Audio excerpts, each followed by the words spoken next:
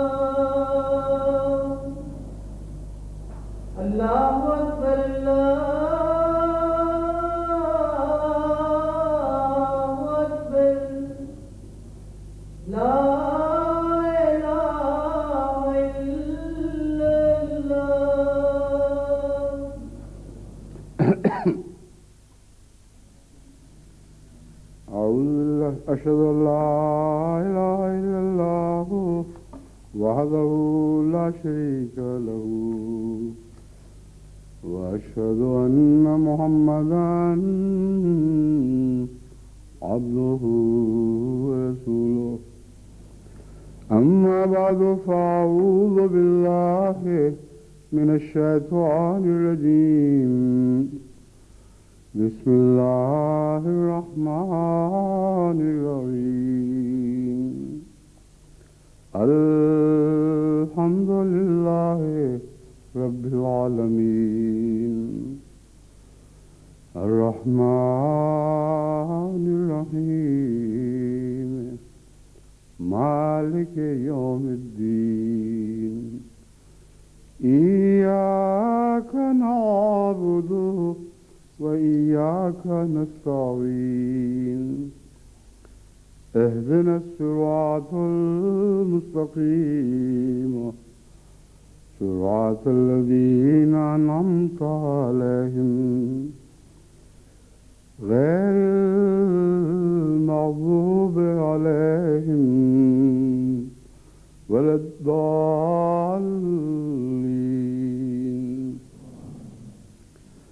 قل عبادي الذين آمنوا يقيموا الصلاة وينفقوا مما رزقناهم سرا وعلانية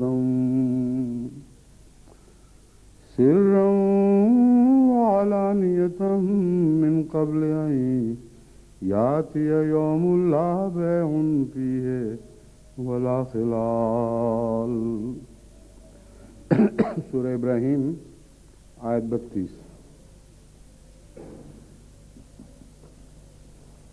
آج 26 اپریل ہے اور چند دن پہلے شیخ ناصر احمد صاحب سوئٹزرلینڈ والے جو ہمارے سلسلے کے پرانے مبلغ رہے ہیں اور ساری عمر خدمت دین میں انہوں نے صرف کی ہے، ان کو بہت سی باتیں ایسی ہیں جو یاد رہتی ہیں اور وقت پر یاد دلاتے بھی رہتے ہیں. چنانچہ ان کا خط آیا کہ وہ 26 اپریل کا دن طلوع ہونے والا ہے جو منحوس بھی تھا اور بہت مبارک بھی تھا. اور واقعہ یہی ہے کہ اس دن کی اس سے بہتر تعریف نہیں ہو سکتی کہ ایک ایسا منحوس دن طلوع ہوا جو بہت ہی مبارک ثابت ہوا.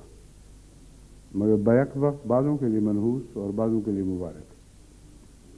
آج جمعے کا دن ہے اور 26 اپریل کا یہ وہ دن ہے جب 1984 کو ضیاء الحق پاکستان کے فوجی ڈکٹیٹر نے ایک ظالمانہ آرڈیننس کے ذریعے جماعت احمدیہ کی آزادیاں چھینیں اور ان آزادیوں کی چوٹ آزادی ضمیر پر تھی۔ اصل میں پیغام حق سنانے پر ضربیں لگائی گئی تھی، ہر ممکن کوشش کی گئی تھی کہ جماعت احمدیہ کو حضرت اقدس مسیح موعود علیہ الصلوۃ والسلام کی صداقت کا اعلان کرنے سے روک دیا جائے، اور زبان کی حد تک ہی پابندیاں نہیں لگائی گئیں بلکہ یہاں تک بھی اس آرڈیننس میں ان پابندیوں کو سخت کرنے اور احمدیوں کو جکڑنے کا خیال رکھا گیا کہ کوئی احمدی اپنی طرز سے بھی اگر بولے نہ بھی محض اپنی طرز زندگی سے مسلمان دکھائی دے تو یہ بھی اس کا جرم ہوگا، تاکہ احمدیت کا اسلام سے تعلق کلیتاً ہر پہلو سے کاٹ دیا جائے، صوتی لحاظ سے بھی اور تصویری لحاظ سے بھی۔ یہ اس آرڈیننس کا آخری مقصد تھا، اور اس کے بعد جو حالات رونما ہوئے ہیں اس میں ہرگز کوئی شک نہیں کہ پاکستان کی تاریخ میں یہ سب سے منحوس دن ثابت ہوا ہے۔ اس دن کے بعد پھر پاکستان کی ساری برکتیں ایک ایک کر کے اٹھائی گئیں، ہر اچھی بات پاکستان سے رخصت ہوئی۔ جیسے پرندہ گھونسلے کو چھوڑ دیتا ہے، ویسے ہی ہر نیکی، ہر خوبی، ہر اعلیٰ قدر پاکستان کو چھوڑنے لگی، اور اب وہ فسادات کا ایک ایسا اکھاڑا بن گیا ہے کہ نہ دوست کو دوست پر اعتبار رہا ہے، نہ دشمن سے کسی خیر، کسی انسانی قدر کی کوئی دور کی توقع بھی کی جا سکتی ہے۔ کوئی قانون حائل نہیں رہا، کوئی انسانی قدر کا ضابطہ حیات ایسا نہیں جو پاکستان کے عوام کو دوسرے عوام کے حقوق سلب کرنے سے باز رکھ سکے۔ ہر ایک کی کوشش ہے اور کھلی کوشش ہے۔ ایک انگریزی میں محاورہ فری فار آل۔ اب آئے دن اخباروں میں یہ خبریں شائع ہوتی ہیں کہ حکومت کی غنڈہ گردی ہے یا عوام کی غنڈہ گردی ہے یا کسی سیاسی پارٹی کی غنڈہ گردی ہے یا بعض مفاد پرستوں کی غنڈہ گردی ہے۔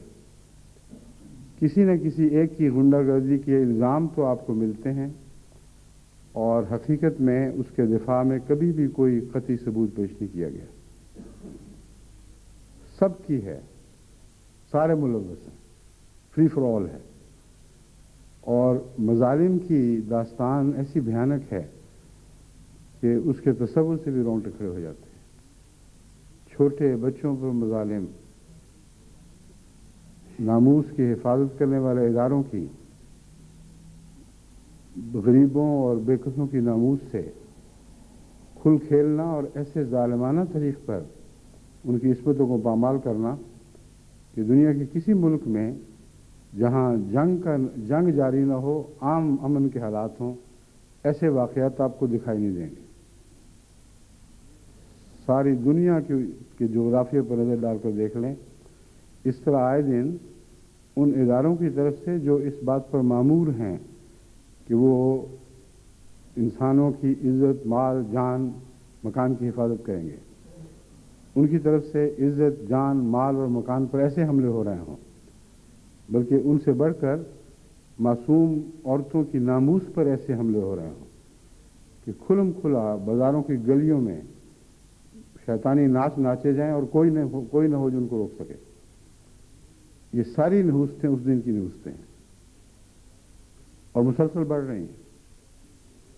کوئی تحریک ان کو روک نہیں سکتی، کوئی عدالتی کوشش ان کو روک نہیں سکتی، کوئی قانونی کوشش ان کو روک نہیں سکتی، کوئی سیاسی پروگرام ان بدبختیوں کی راہ میں حائل نہیں ہو سکتا، کیونکہ یہ ایسے انسان، ایسے بدبخت دل کی کمائی ہوئی بدبختیاں ہیں جس نے خدا کی ناراضگی مول لی ہے. اور جب اللہ تعالیٰ کی ناراضگی قوم کی قوم مول لے صرف ایک شخص نہیں، اس کے مطابقت میں ساری قوم قبول کر لے، تو اس کو پھر کوئی بچانے والا نہیں. بس آج کے دن سب سے پہلی جو تنبیہ ہے اور ضروری ہے کہ اس تنبیہ کو بار بار دہرایا جائے، وہ یہی ہے کہ میں اپنی قوم کو متنبہ کرتا ہوں، ان کے دانشوروں کو جن میں کچھ دانش باقی ہے، کہ غور کر کے دیکھیں تو صحیح کہ ان سارے ظلموں کی جڑ ہے کہاں. 26 اپریل کے دن جو منحوس فیصلہ ہوا ہے، ان تمام نحوستوں کی جڑ اس نحوس فیصلے میں ہے. اور اس کا ایک قطعی ثبوت یہ بھی ہے کہ جس نے خدا کے نام پر اور اسلام کی محبت کا دعویٰ کر کے اور ایک خادم اسلام کا روپ دھار کر یہ کارروائی کی، خدا کی تقدیر نے اس کے پرخچے اڑا دیے، اس کی خاک اڑ گئی، اس کا نام و نشان باقی نہیں تھا. ایک بھیانک آواز کے ساتھ وہ آسمان پر پھٹا ہے اور اس کے جسم کا ذرہ ذرہ خاک میں مل کر بگولوں کی نظر ہو گیا. ایک جبڑے کا نشان ہے مگر وہ بھی مصنوعی ہے، جس کو ڈنچر کہتے ہیں، اس کے سوا اس کا کوئی نشان باقی نہیں. تو کیا اللہ تعالیٰ اپنی محبت میں قربانیاں پیش کرنے والے، اپنے دین کی دفاع کے لیے عظیم کارنامے کرنے والوں کے ساتھ یہ سلوک کیا کرتا ہے؟ تو اللہ تعالیٰ کی انگلی نے تو نشاندہی کر دی ہے، دکھا دیا ہے کون بدبخت تھا، کس کی نحوست ہے جو آج تک ساری قوم پر چھائی ہوئی ہے. جب تک اس فیصلے کو تبدیل نہیں کرو گے تمہارے دن نہیں پھر سکتے، ناممکن ہے. مگر یہ ایک بابرکت دن بھی تھا، اور اس کی برکتیں اسی آسمان سے نازل ہو رہی ہیں جس آسمان نے اس ظالم کی خاک اڑا دی، اور دن بدن بڑھتی چلی جا رہی ہیں. یہ MTA ہے جسے ہم کہہ رہے ہیں، یہ حقیقت میں آسمان سے نازل ہونے والی برکتیں ہیں جو نور کی صورت میں اتری اور اتر رہی ہیں، اور تصویروں میں ڈھل رہی ہیں اور آوازوں میں ڈھل رہی ہیں، اور دن بدن زمین کے کناروں تک یہ تصویریں اور یہ آوازیں پہنچتی چلی جا رہی ہیں. پہلے سے زیادہ عمدگی اور قوت کے ساتھ ان کے پہنچانے کے انتظام ہو رہے ہیں. اور اب تو خدا تعالیٰ کے فضل کے ساتھ جیسا کہ یورپ میں 24 گھنٹے کا MTA کا نظام جاری ہوا، اور ہر لمحہ جب بھی کوئی احمدی اپنا ٹیلی ویژن آن کرے گا یعنی کھولے گا، اسے اسلام کی حمایت میں کوئی نہ کوئی آواز اٹھتی ہوئی دکھائی دے گی، کوئی نہ کوئی دینی پروگرام ضرور دکھائی دے گا. آج کے دن میں اہل پاکستان اور اہل ہندوستان اور اہل بنگلہ دیش اور دیگر ایشیائی ممالک کو یہ خوشخبری سناتا ہوں کہ آج کے دن ایشیا کا پروگرام بھی 24 گھنٹے کا کیا جا چکا ہے. رات 12 بجے جبکہ مغربی دستور کے مطابق جمعہ کے دن طلوع ہو رہا تھا، وہ دن احمدیہ MTA کے 24 گھنٹے تک مشرق میں جاری رہنے کی خوشخبری لے کر طلوع ہوا ہے. یعنی سورج کے لحاظ سے طلوع نہیں بلکہ دن کے حساب کے لحاظ سے وہ دن چڑھا ہے عین 12 بجے، اور اس وقت سارے مشرق میں خدا تعالیٰ کے فضل کے ساتھ احمدی MTA کا پروگرام 24 گھنٹے کا ہو چکا ہے. جو اس وقت پاکستان میں میری آواز سن رہے ہیں یا ہندوستان میں یا بنگلہ دیش میں، اس غلطی سے اپنے ریڈیو بند نہ کر دیں یا اپنے ٹیلی ویژن بند نہ کر دیں کہ 3.5 گھنٹے میں یہ پروگرام ویسے ہی ختم ہو جائے گا. اب رات کے جس حصے میں بھی چاہیں، صبح کے جس لمحے میں بھی ان کی دل میں خواہش اٹھے، صرف وہ اپنا سوئچ آن کریں اور ان کو خدا تعالیٰ کے فضل سے MTA کے پروگرام دکھائی دے رہے ہوں گے. امریکہ میں بھی یہ ہو چکا ہے، اور ایک حصہ کچھ باقی ہے، یعنی افریقہ کا وہ حصہ جس کے لیے ابھی تک ہمارا اس کو کہتے ہیں عالمی निज़ाम जिसके तहत अफ्रीका में भी और बाकी दीगर ममालिक में भी यकसां आसमान से नूर की बारिश उतरनी है, उसमें अभी कुछ ताख़ीर थी। इस वजह से अफ्रीका को हमने अभी शामिल नहीं किया। लेकिन ये जो कोशिश की गई कि आर्ज़ी तौर पर अफ्रीका भी शामिल हो जाए, इसके रास्ते में कुछ रोकें पड़ती रहीं और बिलाखिर यही बात अच्छी बेहतर नज़र आई कि अफ्रीका को आर्ज़ी इंतज़ाम में शामिल न किया जाए।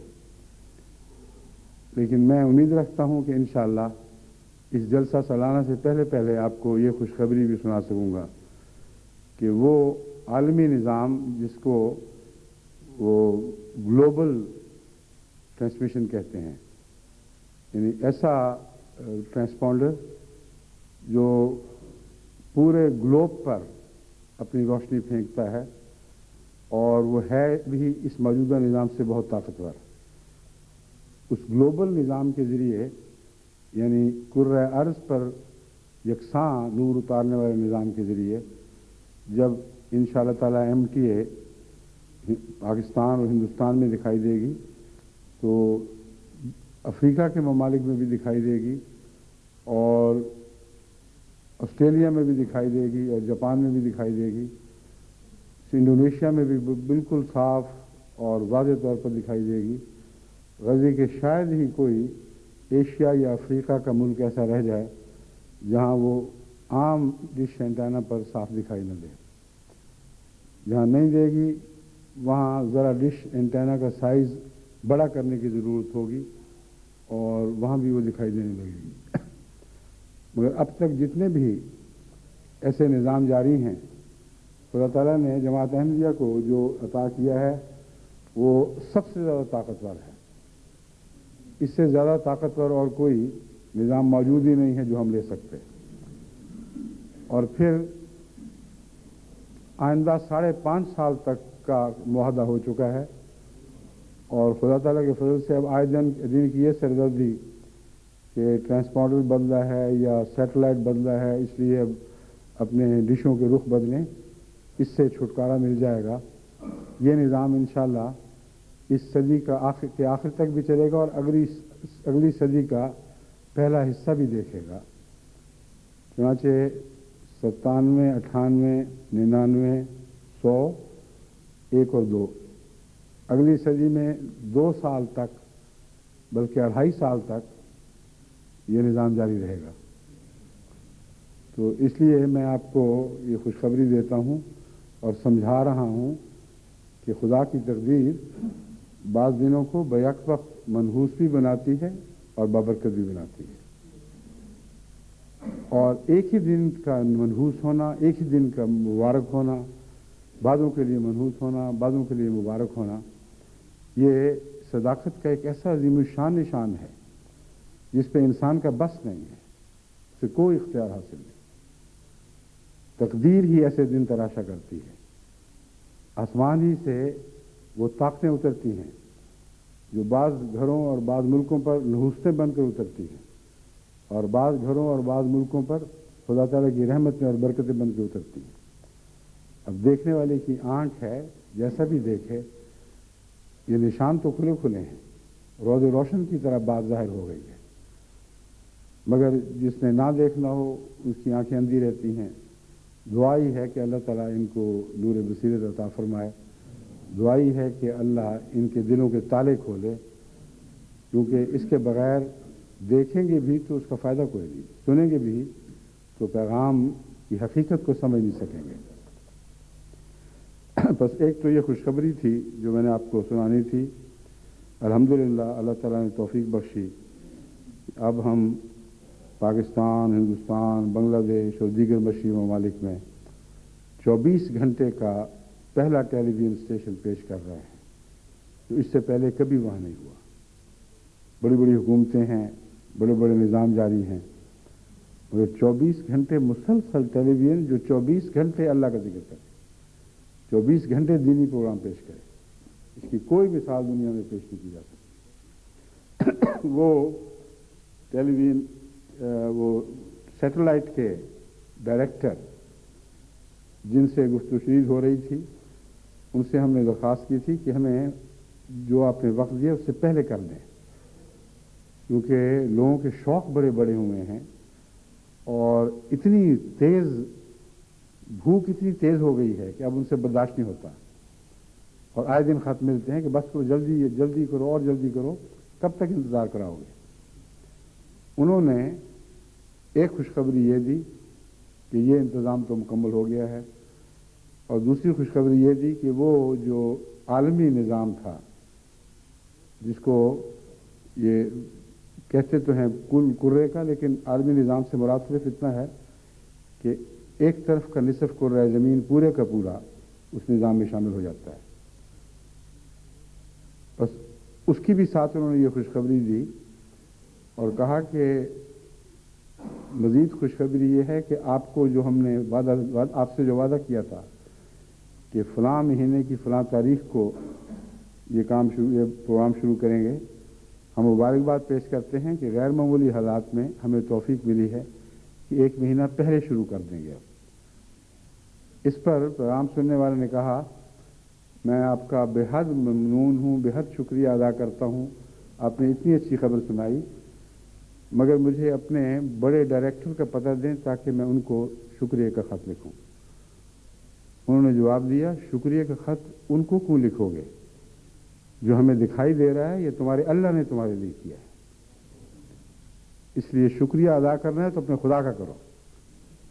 ایک عیسائی جس کو دنیا میں بظاہر مذہب میں کوئی دلچسپی نہیں ہے اور اس سے معمولی سا واسطہ جماعت کا ہے، وہ بار بار ایسے نشان دیکھ رہا ہے کہ اس کا دل یقین سے بھر گیا ہے کہ اللہ اس جماعت کے ساتھ ہے، بس اس کی طرف سے یہ پیغام اتنا پیارا لگا کہ میری آنکھیں جذبہ تشکر سے لبریز ہو گئی، دل تو تھا ہی، آنکھوں سے امڑنے لگا کہ اللہ کی شان دیکھیں، ایک عیسائی ڈائریکٹر امریکہ سے، جہاں احمدیت کا کوئی خاص تعارف بھی نہیں ہے، وہ اس موقع پر کہ ہم چاہتے ہیں اس کے بڑے ڈائریکٹر کا شکریہ ادا کریں، ہمیں بتا رہا ہے کہ ڈائریکٹر کی کوئی بات نہیں ہے، اپنے اللہ کا شکریہ ادا کرو جو تمہاری حمایت کر رہا ہے۔ غیر معمولی حالات میں یہ باتیں ہو رہی ہیں۔ بس آج ہی کے مبارک دن یہ خوشخبری بھی ہمیں ملی کہ خدا تعالیٰ دنیا کی آنکھیں کھول رہا ہے، ان کو دکھا رہا ہے، مگر جانے نہ جانے گل ہی نہ جانے، جن کو نظر آنا چاہیے ان کو نہیں دکھائی دے رہا، بالکل اندھے کے اندھے بنے بیٹھے ہیں۔ بس آج کے دن میں آپ کو نصیحت کرتا ہوں کہ اپنی قوم اور اپنے وطن کے لیے، وہ جو پاکستانی ہیں دنیا میں جہاں بھی بستے ہوں، پاکستان کی بقا کی خاطر ان کے لیے دعائیں کریں کہ اللہ تعالیٰ ان کی ہوش کی آنکھیں کھولیں، کیونکہ دن بدن یہ ملک اب ہلاکت ہی کی طرف بڑھ رہا ہے اور ان کو دکھائی نہیں دے رہا، ان کو پتہ نہیں لگ رہا کہ ہماری قوم کر کیا رہی ہے، اتنی مجرم ہو چکی ہے کہ نیکی عدل احسان کا تصور ہی اب اٹھ چکا ہے، اور بے حیائی کے ساتھ عام باتیں ہوتی ہیں، اس میں اخباروں میں چرچے ہوتے ہیں اور کسی کو کچھ فکر نہیں۔ قاری صاحب ہیں، قرآن کریم پڑھانے بچی آتی ہے، اس کو اغوا کر کے دوڑے پھرتے ہیں ادھر ادھر، اور واپس آ کے جب لوگ پوچھتے ہیں کہ جناب قاری صاحب یہ کیا ہوا، میں کہا بس شیطان غالب آ گئے تھی، اس بات تو کچھ بھی نہیں، کوئی ایسا بڑا واقعہ نہیں ہوا۔ یعنی ساری قوم پر ہی شیطان غالب آ رہا ہو تو وہاں ناموس رہے گی کیا؟ مگر اس دن کو میں اپنے ملک کے حالات کھولنے کے لیے استعمال نہیں کرنا چاہتا، وہ تو روز اخبار میں کھلتے ہی ہیں، وہ پردہ دری جو خدا کر رہا ہے اس میں کسی مزید انسانی کوشش کی ضرورت نہیں ہے۔ دن بدن پردہ دری ہو رہی ہے اور دن بدن پردہ پوشی بھی ہو رہی ہے، یہ بھی ایک خدا تعالیٰ کی جاری تقدیر ہے کہ کہیں ستاری کے پردے ڈالتا ہے، کہیں سے ستاری کے پردے اٹھا لیتا ہے، اور یہ آج جو میں نے آپ کے سامنے پڑھ کے سنائی، اس میں یہی مضمون بیان ہوا ہے، سرم و علانیتاً کا۔ اس تعلق میں اس آیت کے ترجمے کے بعد میں آپ کو بتاتا ہوں کہ اس عظیم ایم ٹی اے کے عالمی نظام کے لیے جو مالی قربانی جماعت احمدیہ نے پیش کی ہے اور جس ولولے کے ساتھ آگے بڑھ کر قربانی کی ہے، اور جس تاکید کے ساتھ اپنے ناموں کو چھپانے کی درخواستیں کی، اس کی بھی کوئی مثال آپ کو دنیا کے پردے پر کہیں دکھائی نہیں دے گی۔ لوگ 10 روپے کا نوٹ دیتے ہیں تو اونچا کر کے دکھا کے دیتے ہیں، اور اگر کہیں کیمرہ ہو تو کیمرے کے سامنے اس کو کرتے ہیں کہ نظر آ جائے کہ اس نے 10 روپے کا نوٹ پھینکا۔ اور لاکھ لاکھ ڈالر دینے والے بڑی منت سے درخواست کرتے ہیں کہ کسی کو خبر نہ ہو، چندہ ادا کر دیں اور ہمیں مطلع کر دیں، بس یہی بہت کافی ہے، کسی کو پتہ نہ چلے کہ کس نے کیا دیا ہے۔ لاکھ لاکھ پاؤنڈ دینے والے دے کے چلے جاتے ہیں، مجھے ملتے ہیں، مجھ سے بھی ذکر نہیں کرتے کہ یہ رقم ہم نے دین کی خاطر پیش کی ہے اور ہم آپ کو بتا دیں کہ ادائیگی کر چکے ہیں۔ بعد میں جب باقاعدہ عام رپورٹ ملتی ہے تو میں دیکھ کر حیران رہ جاتا ہوں کہ ابھی کل پرسوں سے یہ لوگ مل کے گئے تھے، کوئی اشارتاً بھی ذکر نہیں کیا، اور کھاتوں میں دبی ہوئی یہ رپورٹ نظر آ گئی۔ یہ کیوں ہو رہا ہے؟ قرآن کریم نے اسی مضمون کو یہاں پیش فرمایا ہے، قل لعبادی الذین آمنوا یقیموا الصلاۃ، تو کہہ دے کہ اے میرے بندو، الذین آمنوا، وہ لوگ جو ایمان لائے ہو، یقیموا الصلاۃ وینفقوا مما رزقناہم، نماز کو قائم کرو اور اس میں سے خرچ کرو جو ہم نے ان کو عطا کیا ہے، سرم و علانیۃ، چھپ چھپ کر اور ظاہری طور پر بھی، من قبل ان یاتی یوم لا بیع فیہ ولا خلال، اس دن سے پہلے جس دن سب سودے بند ہو چکے ہوں گے، تجارتوں کے دفتروں کو تالے لگ جائیں گے، جیسے چھٹی کے دن آ جاتا ہے اور بینک بند ہو جاتے ہیں، وہی نقشہ اللہ تعالیٰ کھینچ رہا ہے کہ جو کچھ کرنا ہے اس دن سے پہلے پہلے کر لو، جب بینکوں کے دروازے مقفل ہو جائیں گے، جب خدا کی راہ میں پھر کوئی تجارت قبول نہیں کی جائے گی۔ اور کیسے خرچ کرو؟ مخفی ہاتھ کے ساتھ بھی اور کھلم کھلا بھی، چھپ کر بھی اور علانیہ بھی۔ بس ایم ٹی اے کا نظام جو خاموش کہانی بتا رہا ہے، ایک یہ کہانی بھی ہے کہ آج بھی خدا کے وہ بندے ہیں اور کثرت کے ساتھ ہیں اور دنیا کے ہر خطے میں ہیں جنہوں نے اتنا بڑا مالی بوجھ اٹھایا ہے، مگر ایک آواز بلند نہیں کی کہ ہم ہیں جو یہ چندے دے رہے ہیں۔ ایک فہرست شائع نہیں ہوئی، ایک اعلان نہیں کیا گیا، اور اس کے باوجود مسلسل وعدے آتے چلے جاتے ہیں، قربانیاں پیش ہوتی چلی جاتی ہیں، عورتیں ہاتھوں سے زیور اتارتی ہیں، گلوں کے زیور نوچ پھینکتی ہیں اور خدا کی راہ میں پیش کرتی ہیں کہ ہمیں ان میں اب کوئی دلچسپی نہیں رہی، اور کوئی شور نہیں، کوئی مطالبہ نہیں، بلکہ تاکید ہے کہ خاموش رہیں۔ وجہ کیا ہے؟ وجہ یہ ہے کہ یہ بندے پیدا ہو گئے ہیں جن کے خدا نے اس قرآن کریم میں یہ خوشخبری دی تھی اور محمد رسول اللہ کو فرمایا تھا، اے محمد ان سے کہہ دے اے میرے بندو، یا عباد اللہ نہیں فرمایا، یا عبادی فرمایا ہے۔ حضرت مسیح موعود علیہ الصلوۃ والسلام نے اس کی عظیم تفسیر فرمائی، فرماتے ہیں حضرت صلی اللہ علیہ وآلہ وسلم کا ایک عجیب مرتبہ ہے، خدا کی کامل نمائندگی کا حق آپ کو دیا گیا، اور چونکہ تمام عبادت کے حق، تمام عبادت کے اسلوب بنی نوع انسان نے آپ سے سیکھے، اس لیے خدا کی نمائندگی میں کہتے ہیں اے عبادی، یا عبادی، اے میرے بندو۔ محمد مصطفیٰ کی سنت پر چل کر ان کے بندے بنو گے تو خدا کے بندے بنو گے، یہ اس میں پیغام ہے۔ اور دوسرا یہ پیغام بھی ہے کہ اگر میری غلامی اختیار کرتے ہو تو میں تو ایسا ہوں کہ خدا کی راہ میں سرم بھی خرچ کرتا ہوں، علانیہ بھی خرچ کرتا ہوں، دن کو بھی کرتا ہوں، رات کو بھی کرتا ہوں، مقصد اللہ ہے، اس کے سوا اور کوئی مقصد نہیں ہے۔ تم بھی اپنی قربانیوں کو یہی رنگ دے دو، پھر تم میرے عباد کہلاؤ گے۔ بس اس آیت کا مضمون آج سب دنیا پر حیرت انگیز صداقت کے ساتھ جماعت احمدیہ کی قربانی کی صورت میں پیش ہو رہا ہے۔ اب یہ ماضی کی باتیں نہیں رہیں، آج بھی محمد رسول اللہ کے ایسے عباد ہیں جو آپ کے نقش قدم پر چل کر وہ رنگ سیکھ گئے ہیں جو آپ کے رنگ تھے، آج بھی کروڑہا کی قربانیاں پیش کرنے والے ایسے خاموش ہیں کہ ان کی کوئی آواز نہیں سنائی دیتی، مگر سارے عالم میں اللہ اور محمد کی آوازیں سنائی دے رہی ہیں۔ یہ وہ قربانی کا رنگ ہے جو اسلام نے ہمیں سکھایا۔ بس اس سے زیادہ پیارا، اس سے زیادہ عظیم، اس سے زیادہ دائمی حسن والا مذہب اور کوئی دنیا میں نہیں ہے، جو ہر وقت ہر زمانے میں اپنے پھل دیتا ہے اور محض تاریخی قصوں کے طور پر اپنی عظمتیں بیان نہیں کرتا، مستقبل کے متعلق بھی بتاتا ہے کہ ایسا ہوگا، آخرین میں بھی ایسے لوگ پیدا ہوں گے اور ہو جاتے ہیں۔ اس مضمون کے تعلق میں آپ کو اب یہ بھی سمجھانا چاہتا ہوں کہ خدا کی خاطر خرچ کرنا اور خاموش رہنا یہ آتا کیسے ہے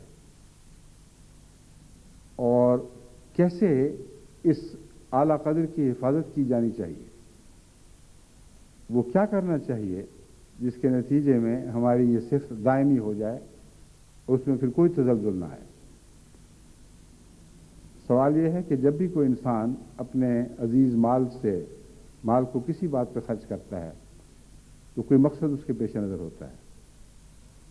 صرف پاگل ہے جو اسے پھینکتا ہے، ورنہ کوئی ادنا سودا کرتا ہے، کوئی اعلیٰ سودا کرتا ہے، کوئی کم قیمت لے لیتا ہے، کوئی زیادہ قیمت لے لیتا ہے، مگر قیمت کے بغیر انسان مال خرچ نہیں کرتا۔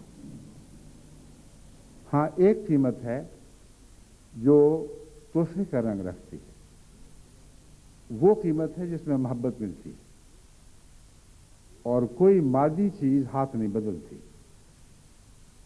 ورنہ تجارتوں میں، ورنہ دوسرے سودوں میں ہمیشہ کوئی نہ کوئی مادی قدر ہے جو روپے خرچ کرنے کے بدلے میں ملتی ہے۔ آپ کہیں گے ٹیکس جب ہم دیتے ہیں تو کیا قدر ملتی ہے؟ جب ٹیکس دیتے ہیں تو ساری قوم کی طرف سے جو تحفظ ملتا ہے، جو بنی نوع انسان کے فائدے کے عام رفاہ عامہ کے کام کیے جاتے ہیں ملکوں میں، جو حفاظت کا نظام قائم ہے فوج اور پولیس کے ذریعے اور عدلیہ کے ذریعے، ان کے پیسے کہاں سے آتے ہیں؟ وہی جو ہم ٹیکس دیتے ہیں اس کی قیمت ہے۔ بس یہ وہم ہے کہ ہم بغیر قیمت کے اپنا روپیہ کہیں پھینک سکتے ہیں، سوائے ایک سودے کے جو محبت کا سودا ہے، جو عشق کا سودا ہے۔ اور اگر محبت اور عشق کا سودا خدا سے ہے تو پھر دنیا کو دکھانے کا کوئی تصور بھی ذہن میں نہیں آنا چاہیے، نہ آ سکتا ہے،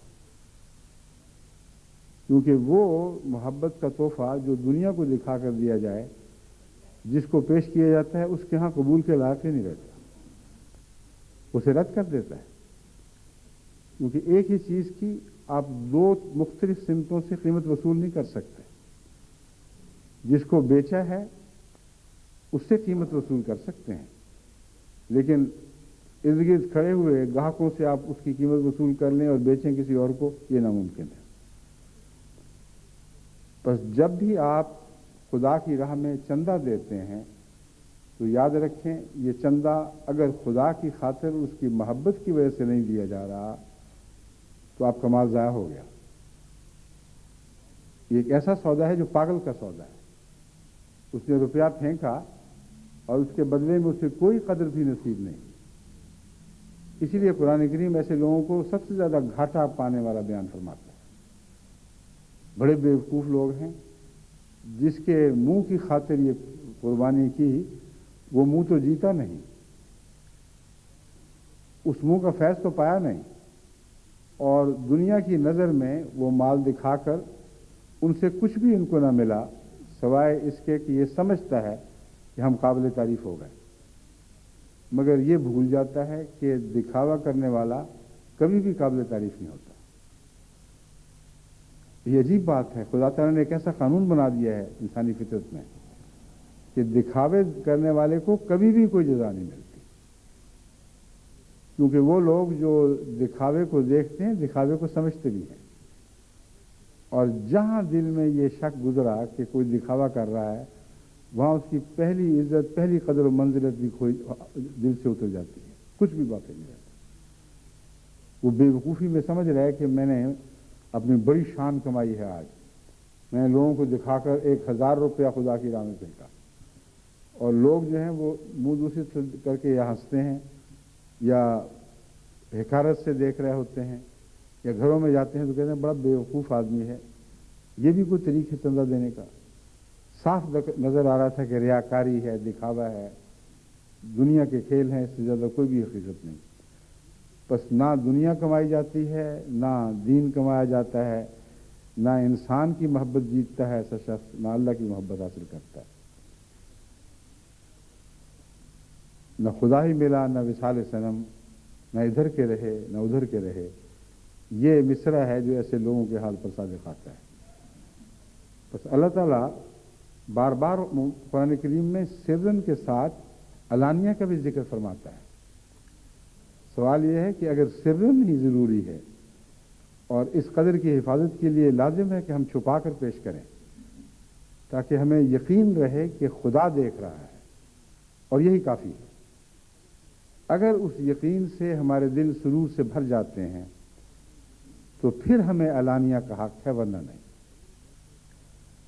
اگر ہمارے مخفی ہاتھ کی قربانی ہمیں پوری لذت عطا نہیں کرتی بلکہ خلا سے محسوس کرتے ہیں، تو پھر اگر ہم نے علانیہ قربانی کی تو مخفی قربانی میں جتنا نیکی کا حصہ تھا وہ بھی ضائع ہو جائے گا، کیونکہ علانیہ پھر جیت جائے گا۔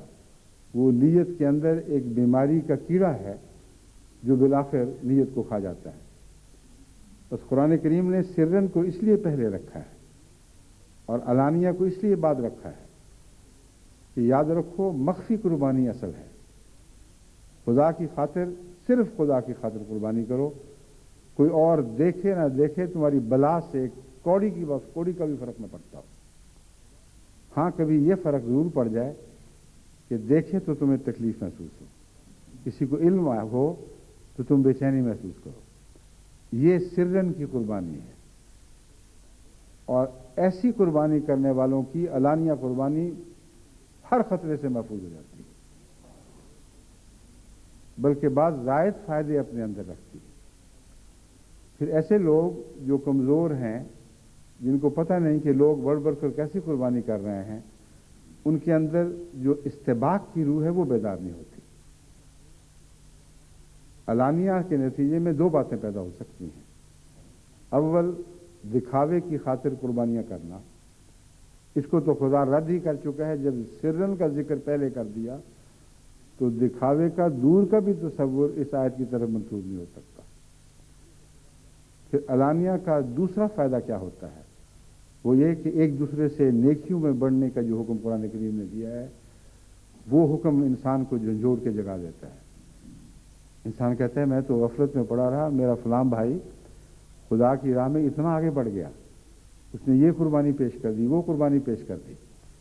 تو دکھاوے کی خاطر نہیں بلکہ اپنی سابقہ سستی اور غفلت کے ازالے کی خاطر ایسا شخص بیدار ہوتا ہے، اور اللہ تعالیٰ کے فضل سے کثرت کے ساتھ ایسے لوگ پیدا ہونے لگتے ہیں کہ جب وہ بیدار ہوتے ہیں تو پھر دکھاوے کی خاطر علانیہ قربانی سے بات شروع نہیں کرتے بلکہ مخفی قربانی کی طرف مائل ہوتے ہیں، اور مخفی قربانی میں لذت پاتے ہیں۔ یہ وہ لوگ ہیں جن کو پھر خدا بعد میں علانیہ کے بھی توفیق بخشتا ہے۔ مگر اگر اعلان ہی نہ ہو، اگر پتہ ہی نہ ہو کہ قوم میں کیسے کیسے قربانی کے مظاہرے ہو رہے ہیں، تو قوم کا ایک بڑا حصہ اپنی لا علمی اور غفلت میں سویا رہے گا، اور اسے خدا کی راہ میں قربانی پیش کرنے کی تحریک ہی نہیں ہوگی۔ یہ وہ حکمت ہے جس کے پیش نظر قرآن کریم نے سرن کے ساتھ علانیہ کا مضمون لگایا، اور حضرت صلی اللہ علیہ وآلہ وسلم کے حوالے سے ایسا کیا۔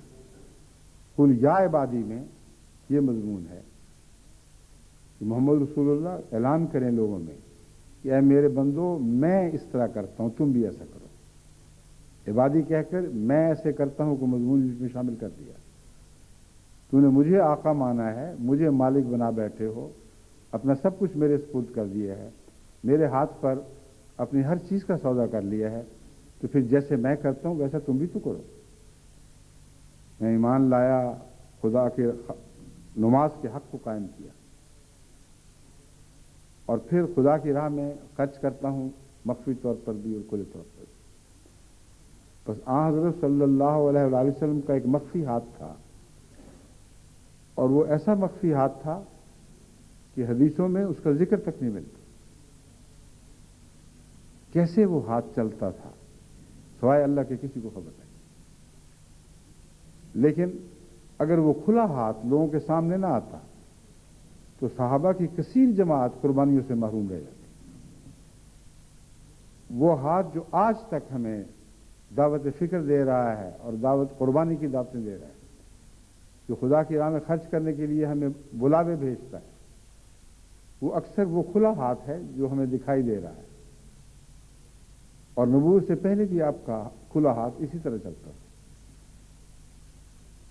حضرت خدیجہ سے جب آپ کا عقد ہوا ہے تو جو کچھ دولت حضرت خدیجہ کی تھی وہ آپ نے حضرت محمد رسول اللہ کے قدموں میں ڈال دی، اپنے لیے کچھ بھی نہ تھا، اور جو کچھ آپ نے حاصل کیا وہ تمام تھا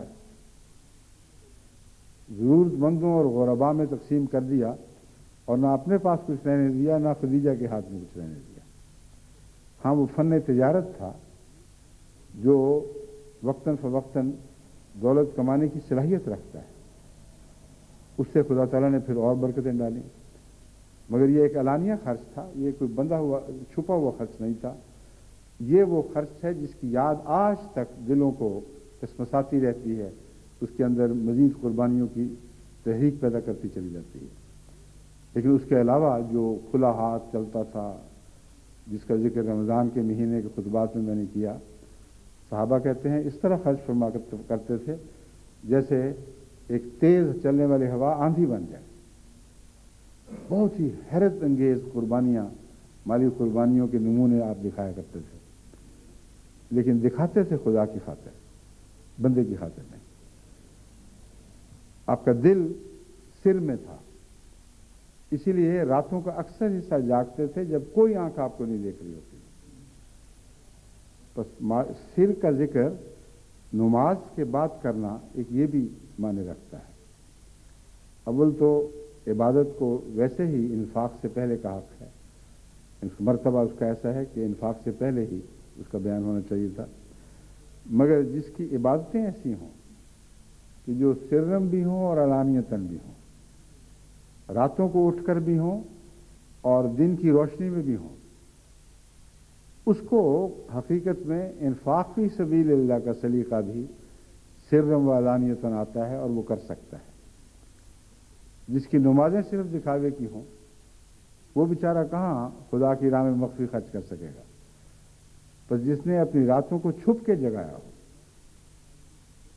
اس کی مخفی قربانی واقعتاً خدا کی خاطر ہے، اور کسی سوچ و بچار کسی منطقی فارمولے کا نتیجہ نہیں، بلکہ دل کا کاروبار ہے۔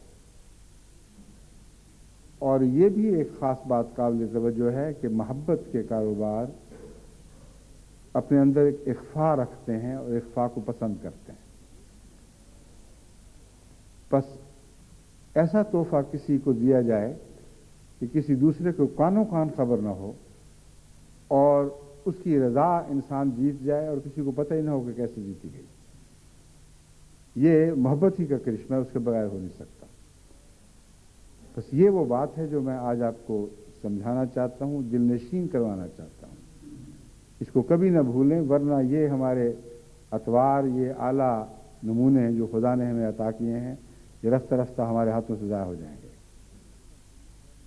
جو بھی مالی قربانی کرتے ہیں اللہ کی محبت کے نتیجے میں کریں، محض ذمہ داری ادا کرنے کی خاطر نہیں یا محض ثواب حاصل کرنے کی خاطر نہیں۔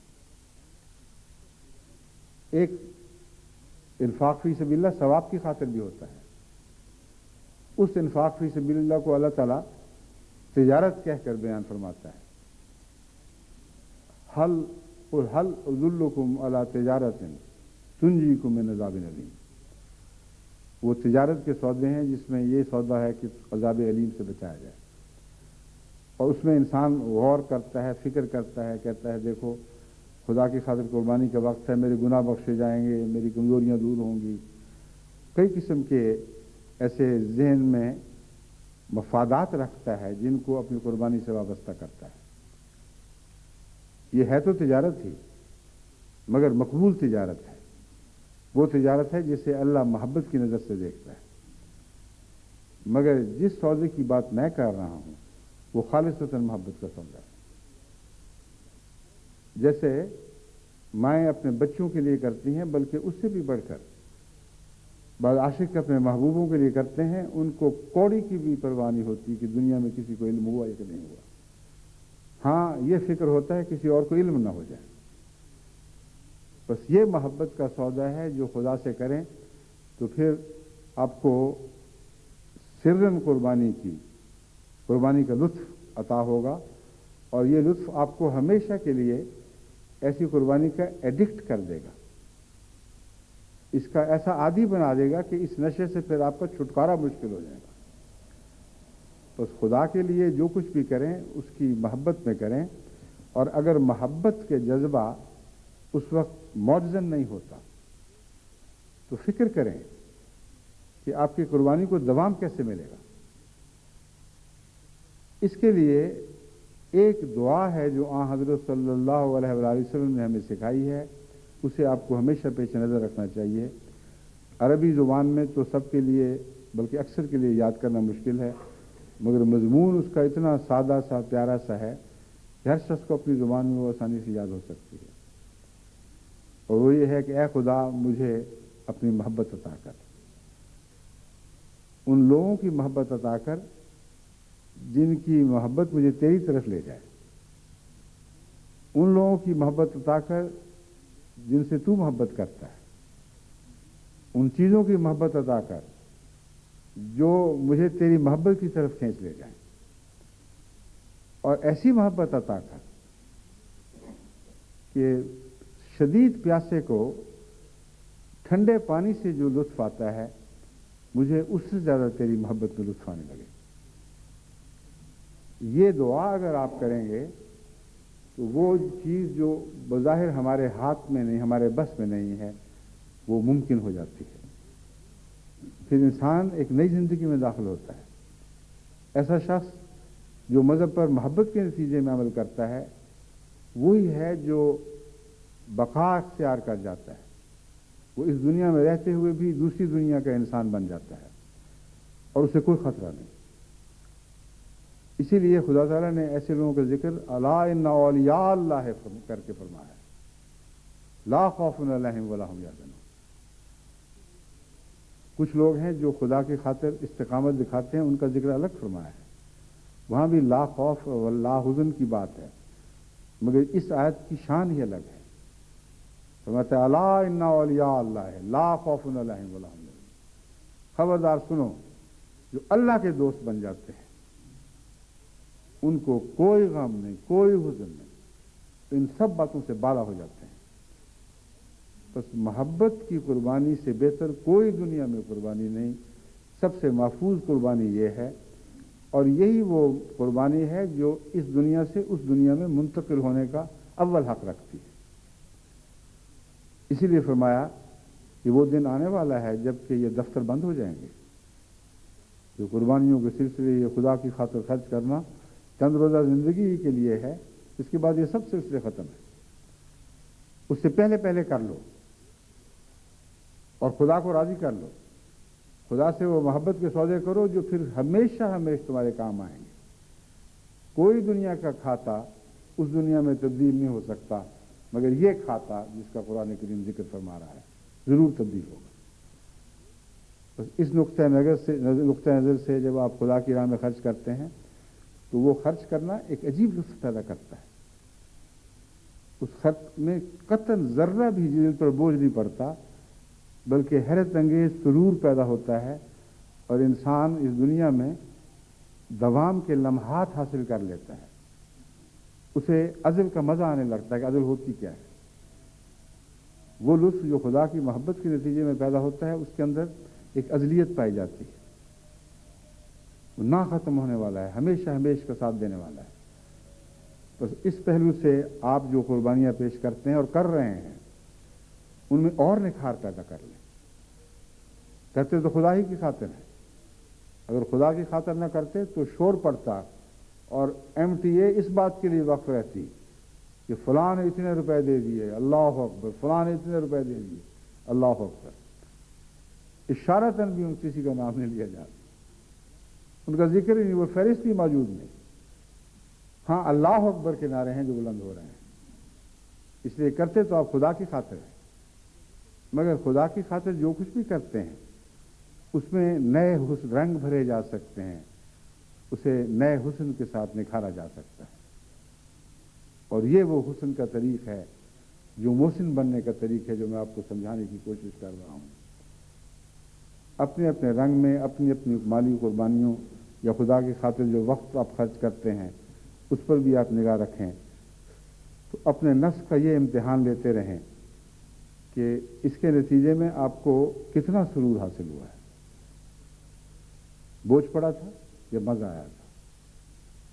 और अगर मज़ा आया था तो मोहब्बत के बगैर आ नहीं सकता। फिर खुदा के फजल से आपको कम से कम आशनाई हो गई है इस तरीके से। और अगर बोझ पड़ता है और तबीयत में एक किस्म की फिक्र लाहक हो जाती है कि कब तक मैं एक काम खींच सकता हूं, ऐसे लोग अपनी कुर्बानियों को ज़ाया कर देते हैं और उनको मज़ीद कुर्बानियों की तौफीक नहीं रहती। फिर हज़रत मसीह मौऊद अलैहिस्सलाम के ज़माने में भी बाद ऐसे लोग थे जिनसे हज़रत मसीह मौऊद अलैहिस्सलाम बहुत टच होते थे। एक मौके पर आपने फरमाया कि बाद लोग ये लिखते हैं कि टैक्स के बाद टैक्स निकलता चला आ रहा है, और आज भी ऐसे हैं कि क्या तुमने टैक्सों का सिलसिला शुरू किया है, एक कुर्बानी दूसरी कुर्बानी। अभी MTA बंद नहीं हुई थी तो मस्जिद लंदन की बात शुरू कर दी, और फिर ये मस्जिद बर्मिंघम आ गई, और फिर फलां आ गई, बोस्निया का फंड आ गया, एमनेस्टी की खातिर जो हमने बनाई है एक निज़ाम, ह्यूमैनिटी फर्स्ट, क्या क्या सिलसिले शुरू कर रखे हैं। ऊपर से अंसारुल्लाह, खुदावल अंबिया, लजना हिमायल्लाह, चंदा आम, वसीयत, तहरीक जदीद, वक्फ जदीद। एक आदमी ने मुझे वाक़तन लिखा, क्या दफ्तर खुल गए हैं, बंद करें इनको, एक कर दें सब कुछ। हज़रत मसीह मौऊद अलैहिस्सलाम को भी इसी तरह लोग बाद वह लिख दिया करते थे। बड़ा जच आके आप फरमाते हैं, क्या कह रहे हो, ये तो एहसान है अल्लाह ताला के जो तुम पर जारी हुए हैं। कौन है और कौन जिस पर खुदा ने ऐसे एहसान फरमाए हो कि आए दिन उनके लिए खुदा की मोहब्बत की राहें खोली जा रही। क्योंकि हज़रत मसीह मौऊद अलैहिस्सलाम को तो सिर्फ मोहब्बत की राहें दिखाई देती थी, और हैं भी मोहब्बत ही की राहें। इस तरह इनको शनाख्त करेंगे तो दिल दौड़ेगा अगर जिस्म को तौफीक नहीं मिलेगी। और वाक़या ये है कि जब मोहब्बत की राहें खुलती हैं तो जिस्म को तौफीक मिले ना मिले, दिल दौड़ता और उड़ता चला जाता है। हज़रत मसीह मौऊद अलैहिस्सलाम हज़रत अब्दुस मोहम्मद रसूलुल्लाह को मुखातिब करते हुए फरमाते हैं, जिस्मी यतीरो इलैका मिन शौक़िन अला। कहते तो जिस्म है मगर दिल की बात है असल में। जिस्मी यतीरो इलैका मिन शौक़िन अला या लैता कानत कुव्वतु तैरानी। ऐ मेरे महबूब आका, मेरा तो जिस्म हर लहजा परवाज में है तेरी तरफ, लेकिन जिस्म नहीं, दिल है। क्योंकि कहते हैं या लैता कानत कुव्वतु तैरानी। अगर जिस्म ही होता तो ये क्यों कहते कि मुझे काश उड़ने की ताकत नसीब होती। मुराद ये है कि दिल इस तरह उड़ता चला जा रहा है कि जिस्म भी साथ ही लिपटा हुआ है, इतना बलबला है, इतना जोश है। और ए हसरत, काश मुझे ताकत होती, मैं वाक़यतन इसी तरह उड़ता हुआ तेरे हुजूर हाजिर हो जाता। ये इश्क के सौदे हैं। बस इश्क में जो रास्ते खुलते हैं वहां जिस्म को आगे बढ़ने की तौफीक हो या ना हो, दिल बढ़ते चले जाते हैं, रूहें लपकती हुई आगे बढ़ती हैं। पर जितनी भी कुर्बानी की राहें आपको दिखाई जाती हैं, अगर आप यही जज्बा अपने दिल में पैदा करना चाहते हैं, इसी तरह लब्बैक अल्लाहुम्मा लब्बैक कहना चाहते हैं, जो अब हज के दिनों में तमाम दुनिया से सदाएं बुलंद होगी, तो मोहब्बत के सौदे करें। حج بھی محبت ہی کا سودا ہے. اول سے آخر تک محبت کی کہانی ہے جو اس حج میں دہرائی جائے گی. سر مڈا کر ایک بے سرے کپڑے میں لپٹے ہوئے دیوانہ وار ننگے پاؤں لوگ طواف کریں گے بیت اللہ کا. لبیک اللہم لبیک کی آوازیں بلند کرتے ہیں. لک الحمد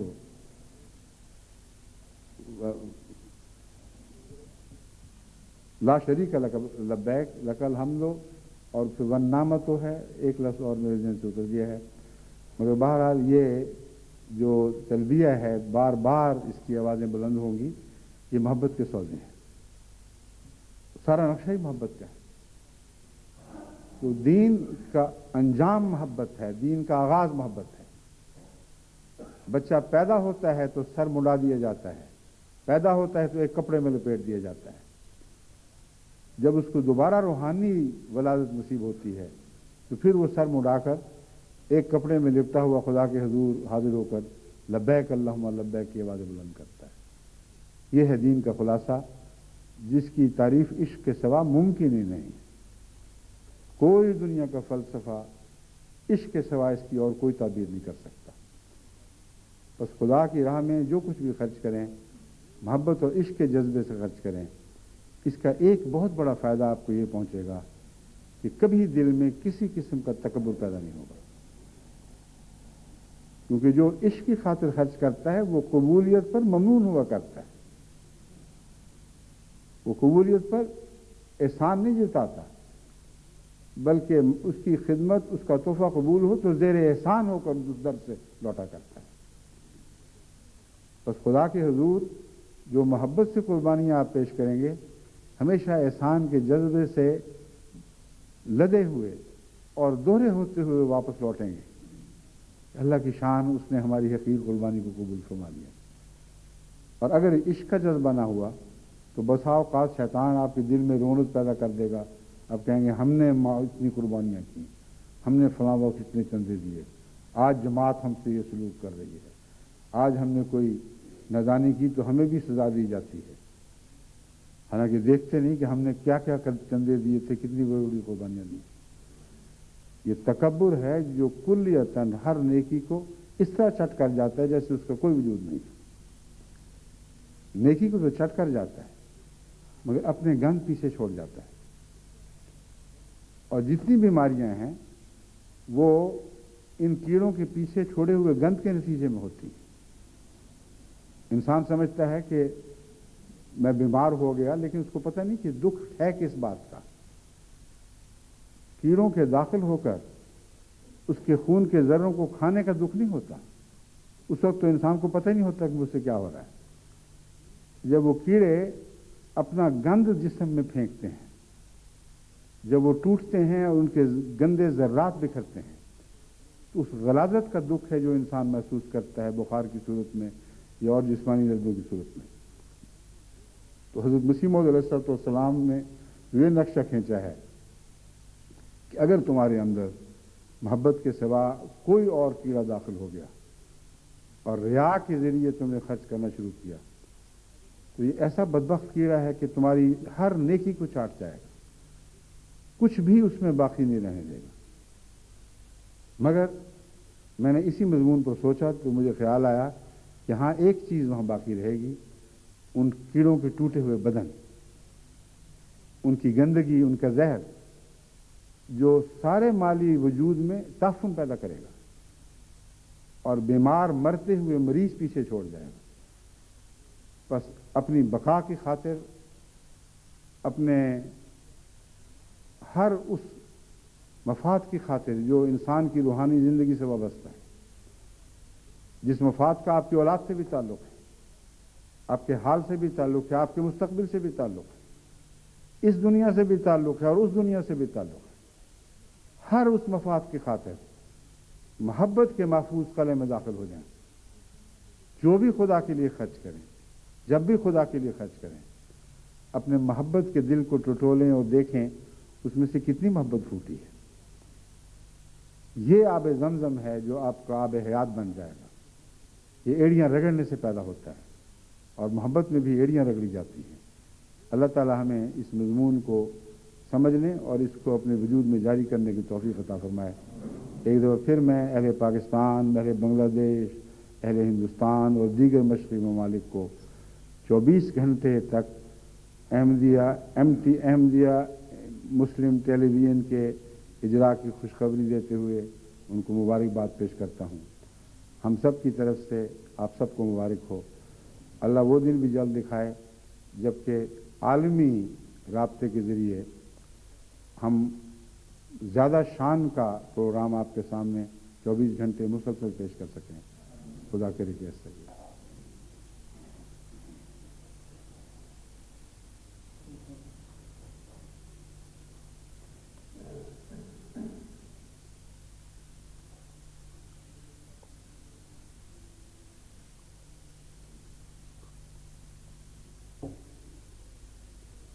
अल्हम्दुलिल्लाह नहमदुहु व नस्तईनुहु व नस्तगफिरुहु व नुमिनु बिही व नतवक्कलु अलैहि व नऊज़ु बिल्लाहि मिन शुरूरि अनफुसिना व मिन सय्यिआति अमालिना मन यहदिहिल्लाहु फला मुदिल्ल लहु व मन युद्लिल्हु फला हादिय लहु ونشهد أن لا إله إلا الله وحده لا شريك له ونشهد أن محمدا عبده ورسوله عباد الله رحمكم الله إن الله يأمر بالعدل والإحسان وإيتاء ذي القربى وينهى عن الفحشاء والمنكر والبغي يعظكم لعلكم تذكرون اذكروا الله يذكركم وادعوه يستجب لكم ولذكر الله أكبر